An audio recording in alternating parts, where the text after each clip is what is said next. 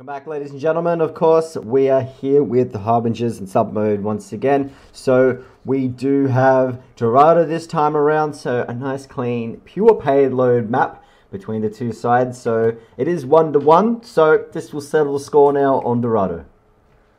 Right, and we are now seeing the DPSs go to their actual role, not going on to the... I believe Daniel was on the Diva previously, and Kobe was on the... No, Miserex was on the Zarya. So their DPSs are on straight pure DPS now, and I think they both do well in that sort of sense. I prefer the tank compositions, but sometimes you just have to stick to your strengths. Both of these players look more proficient on the DPS roles. Daniel can pretty much solo carry if you give him a Pharah. Sorry, if you give him, the Pharah, and if you bring a Mercy along as well. And same with Kobe, he's on fire with this McCree. Daniel is going to find himself in a Wordle hurt with Miserex on him, who's boss, and he's already back to the spawn point, so... Bit of bad luck there for him, as the Kescort though has moved around towards the archway as the Flame Strike comes out from Jaws, forcing people down now to the market, so a good transition and rotation now for Submode, getting ready to defend the market. Right, and Submode have made the prediction. They've thought that Daniel was going to pick this Pharah, so they're running double hit scan, and they are looking to try and shut Daniel down. Daniel does get a pick of his own, and he's harassing from the top here, and he's providing quite a lot of damage now that Kobe is down. So Miserex now starts to break the shield as Kumpon charges in, but he's going to get charged straight back by Jaws to give him a taste of his own medicine as the beam of heals are coming out from Mr. Marvel. But Daniel does find himself with a nice double kill here as they're going to keep moving forward with Jaws swinging away at Kumpon. He gets slammed up against the wall with Daniel getting a nice double kill, so they're completely dismantling the back line here, the Harbingers of Submode. Yeah, I'm a bit concerned with this Submode support comp. If you're going to deal with the Pharah, I honestly don't think the Mercy Anna is the best sort of combo to deal with it. A lot of the time, Zenyatta could often be a good answer with the double hit scan. You can place that Discord orb and allow the hit scans to have a much easier time on getting that Pharah mid-air. And the Lucio's movement speed buff and the AoE healing can provide and neutralize a lot of the AoE damage that Pharah does in air. A little bit slow to get to the high ground here, Submode, which has allowed the escort to push past the corner already. Usually we see people drop down not getting past the corner. So they're going to be a bit delayed on it, but they're going to have to deal with Daniel now. Has the nano boost. He's starting to take out some members here with the rocket barrage. He's going to get flashbang, but it's a little bit too late because they've already got a couple kills here, the Harbingers. So they need to be careful, Submode, because if they're going to fight, if they lose this fight, they're going to be going back to the spawn with delays, and that's not going to be good for them as the Earthshadow's going to come out for Kumpon, not getting on too many members, but George is having a bit of a sleep, so a nice sleep dart as he's going to find himself caught out. He's going to be trapped, does get back to his team just in time as they take out Kumpon, so they're going to keep pushing forward the Harbingers. And that fight started from a very unconventional engage. What we saw from Daniel, we saw him use the concussion blast to get the Reinhardt. Kumpon was pushed down, and they managed to engage off that, and they capitalized on it very well. Daniel does get the kill on top of Plaz, so without the Arnor, it's a good opportunity now for the Harbingers to move forward. They do have two ults to work with, so they have Daniel, who did fall in the... No, who didn't fall in the fight. He just got another kill here, so he's going to be up top now, trying to get some kills on top of Kobe. He's caught out from his team. He needs to be careful, and no one gets on top of the escort, and it's going to allow Harbingers to cap with 5 minutes in the bank. And look at Harbinger's resources. They have a Reinhardt and Diva combo, so we'll be looking for that, and Jaws gets a double kill without the ult. This is just snowballing out of control here onto Submode. And of course, all the way into the spawn point, because Daniel is up there, he's shooting down rockets, and it's going to allow the escort to keep moving forward, so they need to regather and go through a different entry point and just get on the top side and not allow this cart to go underneath the bridge. Right, and Maylover does have the Zarya ult, so Maylover looking to use that Zarya shield once Jaws uses the ult to try and block that, then disengage with a Zarya ult so they can all be put in place so they can't follow up after the Earthshadow. Watch Pressure's already got the kill on top of Miserex, so that's the main DPS down for the defense, but they throw down the Gravis on the Surge here, but Watch Pressure pops the whole hog. He's going to push people away from his team to give him a little bit of a break, but Kumpon has held his ground. He's got a kill here, but the rest of his team are falling around him as it's only Miserex and Mr. Marvel left, who hits a Transcendence, and there's only two members to keep healthy. I guess there's no other option other than to keep the defense alive, because if they start falling now, it's going to be really difficult as the cart would get closer to the checkpoint. But Kumpon's done a good job here with the Harmony Order on top of him. He's got a double kill. Right, and Maylover with a fantastic Zarya, you must be watching this stream, used exactly the strategy that I said there. Used the Zarya ult to disengage after the Earth Shatter comes out, ends up blocking it with the shield. And after the Earth Shatter came out, the Zarya Graviton Surge was placed. There wasn't really any follow-up. Now, admittedly, they didn't get as much damage as they would have wanted to off that Graviton Surge, but they also neutralized the outcoming damage that Team Harbinger could have used in order to engage into that fight, and that Mei was a fantastic pick. Harbingers now go through the top side, so Kobe does get the kill on top of Danio, who's the main source of damage for the Harbingers time and time again. The Mei wall's got to be popped here to give some space, but Jaws is going to quickly destroy that as Watchfresh picks out Kobe, so the offense looking pretty good right now, except the use of Damio's Farah. They're going to throw in the self-destruct. He's going to pick up a double kill here. The Mei wall wasn't that successful, as they're going to be under a lot of pressure now as the spawn bleed's going to happen. I believe Kunpon and Plaz were trying to get in, and Mei saved herself from the D.Va ult, and it sort of locked them out, and Gamer ended up getting a good self-destruct sequence as a result of that. 2 minutes and 44 seconds in the time bank. A good time set here on Dorado. It's quite a long map, so if you can get around about 2 minutes in the bank, that's a good opportunity to, when you go to push back into the market in the third round, if it comes down to it, you've got some healthy time in the bank, because 2 minutes and 44 seconds is all you really need to get another point on the board to make it 4-3 in the draw. Right, and we're going to look at the team compositions here. Well, what's in the mind for Submode? Are they going to go for a dive comp? Because they got a really fast... They got a pretty good time, actually. And are they going to rush into it? Are they going to say, we're going to run a Winston, maybe a D.Va? Normally, their hero pool, from what we've seen so far, doesn't adapt to that sort of dive comp. They do like these ranged engages with their hit scans, double hit scan onto McCree and Soldier quite often. But we'll see what happens here. Maylover also does like playing Mei, hence the name. So we'll see what happens there too. And I think the main thing to look out for here, Gamer is also onto this Symmetra, which is quite unique, right? Because don't forget that Submode don't have exactly the resources to deal with the Symmetra. Oh, they do have a Zarya now. I was going to say, because they don't have a Winston or like a Zarya to clear off those shields, but now they do. Symmetra isn't as powerful as... she's not that powerful about the shield generator. The turrets, once they're taken down, she's a weak character, but those turrets do provide a lot of zone control and can postpone in order to get that shield generator. And once the shield generator does come up, she becomes a very strong character. I've been discussing Symmetra with a lot of people, and they said once that shield generator comes out, also have the utility, the option to put down the teleporter, Symmetra can actually be a viable character. If you look at Mr. Rex, he's on the Genji, and he's got plenty of squishy targets to get a hold of. There's not a lot of tanks on the side of the Harbingers who are going to go with 2 tanks this time around with the Roadhog and Jaws. He can hook Mr. Rex, but there's a lot of squishy targets for him if he gets into the back line. But the fight's going to start happening here on top of the balcony. As the cart begins to push up to the archway, we're going to see the rotation towards the market. Right, Miserex is on Genji, but don't forget the Symmetra turrets are placed, and it's going to slow Miserex down as he dives into these backlines, as we just saw there. It's going to be difficult for Miserex to get a backline pick with those Symmetra turrets guarding the hallway there, so he needs to find an alternate route onto the point. Otherwise, he's just going to get slowed down and picked off just like he did right there.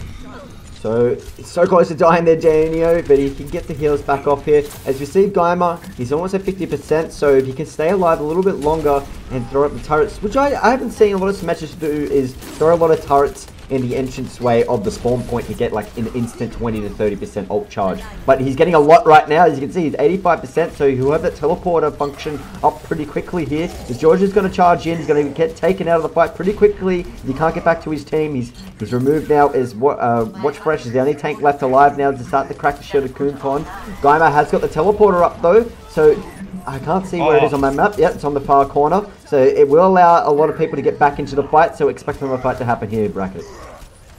Kobe's positioning on McCree is very aggressive. He often looks for these high noon flanks and really cause a cluster in this fight. So a lot of the both nano boots have come out here with Jaws with the Earth Shatter. They're going to be able to follow that up here with the help of Danio here on the back line. He's going to get some damage off, forcing everyone back close to the spawn point. And man, that teleporter just came up just in time for the Harbingers.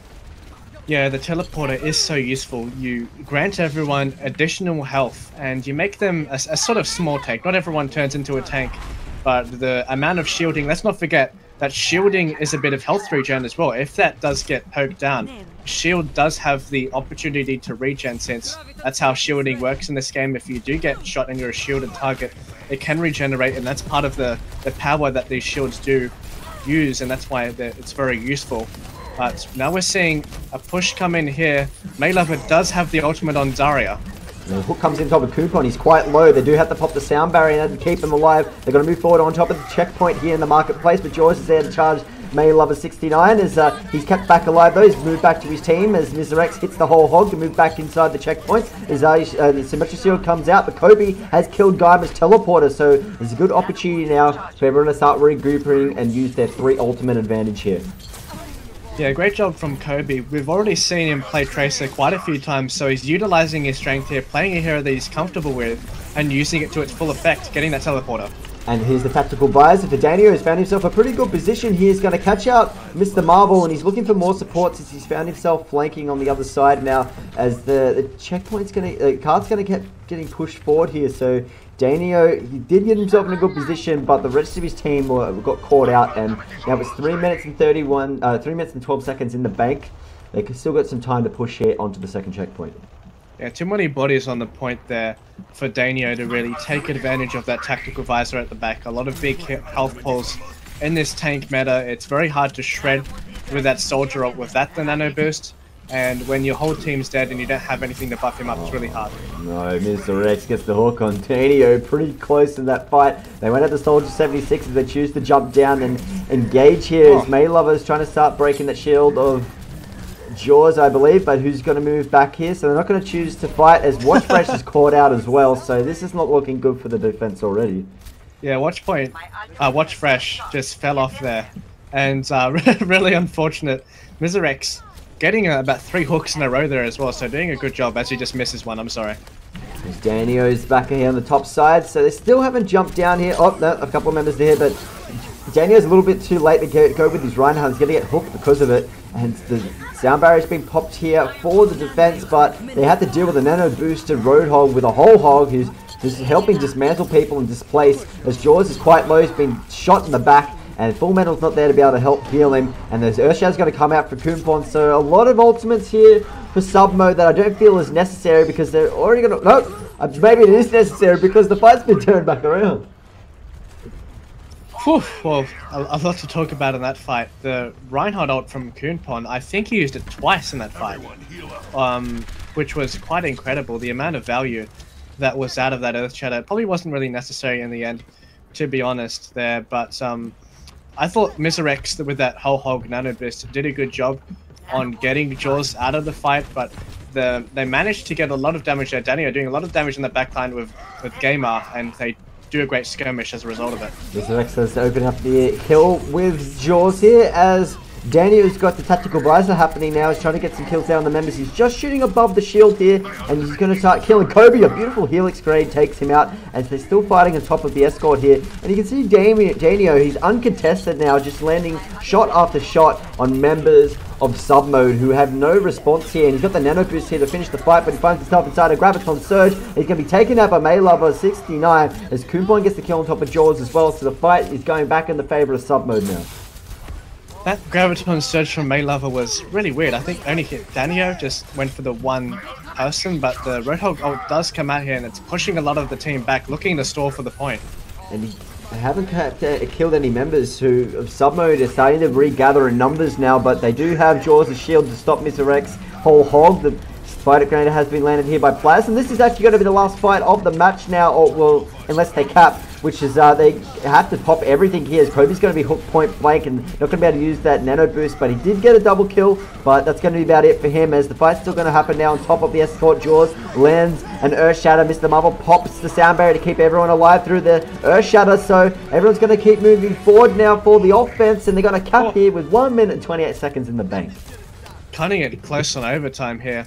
Let's not forget, they're still behind on the time bank at the moment, so they really need to perform very well in order to reach a time at which they're comfortable in attacking and defending. Hook on top of Full Metal at max range here, so Miserex takes him out, so no Ana is going to be pretty good here for the offense to keep pushing on. So they're pretty close to the bridge as the rest of them come through the top side now. Aren't going to break the line of defense though as they rejoin down to the escort. They weren't able to bluff anyone, and they're going to rejoin the fight now, Harbingers. But Guymer's mech's being popped and he's quite surrounded. Danio's in a good position, but the rest of his team are falling down, so he needs to get some kills off here. He hits the tactical buys, and the hook does miss from Miserex. He gets hooked by Watch Fresh, but it's not going to matter too much as a lot of Submode members are here and alive. They're pushing on the cart. No one's there to answer it and contest as the Earthshadow is going to come up for the coupon. Deny anyone for getting there. It's going to give them the win here. To give them the 30 seconds in the bank, 3-3. We're going to sudden death now. That was fantastic there from Kunpon.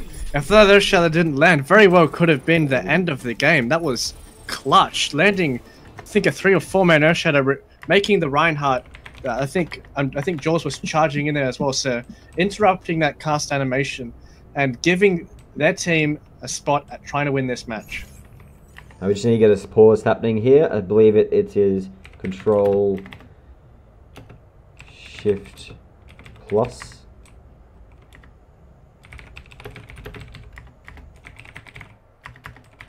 And we get the pause up, just telling people how to pause. So that's Full Metal. He didn't rage or no connection issues because the scrim was lasting a lot longer than he thought, and he has to go to work, so they'll be getting a sub in. But in the meantime, pretty close here, 3 minutes and 13 seconds against 1 minute. Both teams still have a chance to cap, but it definitely is a lot harder for sub mode with 1 minute. Right, it's going to be very difficult, and we're going to question whether Guymer is going to use this Symmetra. It's a very good resource to use when a team has to rush in, because Symmetra's main strength is when people are trying to slow push, and the Submode team often does prefer these slow push comps. They do like running DPS, double DPS hit scan with that McCree soldier, so Symmetra ends up working quite well, because once they come in very slowly, it's not like they have the threat of anyone that can rush in. Of course, Miserex was playing that Genji previously and got shut down. So we'll be very curious as to what's going to happen in terms of these team comps, because Gamer, I think he wants to play that Symmetra. Molten subbing in. So Molten plays for... What team does he play for? Molten has played for Tiltmode before, I believe, but he was their Reinhardt player. From what I remember, I think Reinhardt or Diva.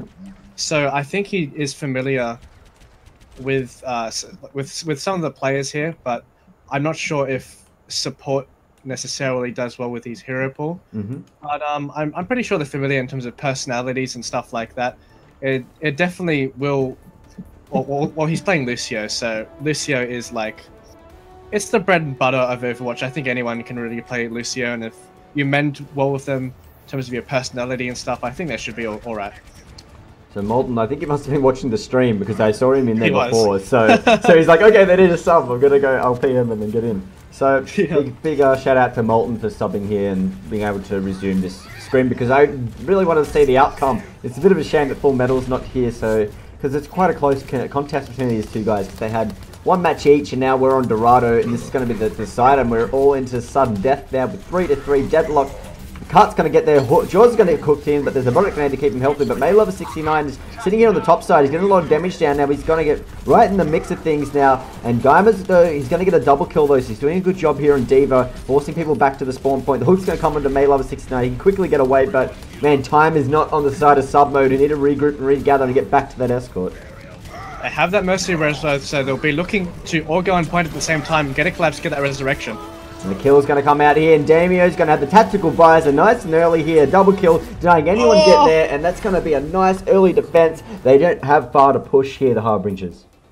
Bobby, that was so close. If Mr. Marvel revived about a second earlier, that could have possibly been a contest on the point there.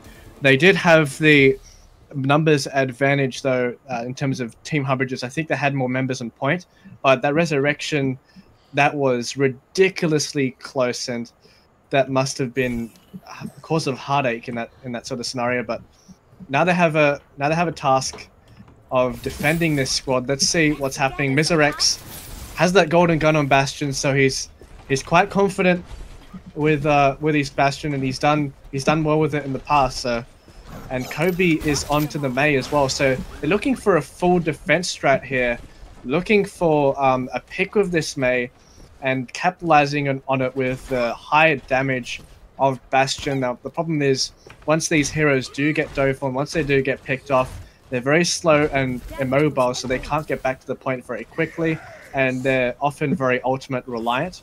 But it's going to be probably their best chance at holding this point. Especially, we know that Miserex can play this Bastion, and Kobe has been hovering over Mei a lot of the time as well.